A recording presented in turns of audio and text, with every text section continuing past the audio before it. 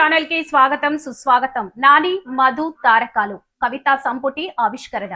తెలంగాణ రాష్ట్ర ప్రభుత్వం భాష సాంస్కృతిక శాఖ సౌజన్యంతో కిన్నెర ఆర్ట్ థియేటర్స్ ఆధ్వర్యంలో యువ కవి బండ్ల తారకేష్ రచించిన నాని మధు తారకల నానీల కవితా సంపుటి పుస్తక ఆవిష్కరణ సభ ఆదివారం రవీంద్ర భారతి సమావేశ మందిరంలో నిర్వహించారు.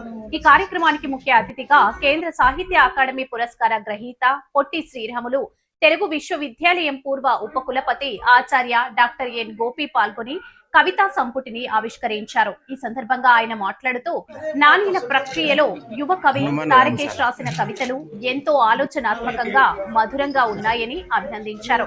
పుస్తక ప్రథమ ప్రతిని హిందీ పండిట్ క్రియేటివ్ ఆర్టిస్ట్ బండ్ల మాధవి స్వీకరించారు. సభకు ఉస్మానియా విశ్వవిద్యాలయం తెలుగు శాఖ associate professor doctor S Raghu అధ్యక్షత వహించిన కార్యక్రమంలో చేనేత కవి Sajja Venkateswarlu, software engineer Kodikala Vamsidhar, Abhyudaya high school principal V V S Ramana, PG college Telugu అధ్యాపకులు డాక్టర్ గిన్నరపు ఆదినారాయణ తదితరులు పాల్గొని ప్రసంగించారు.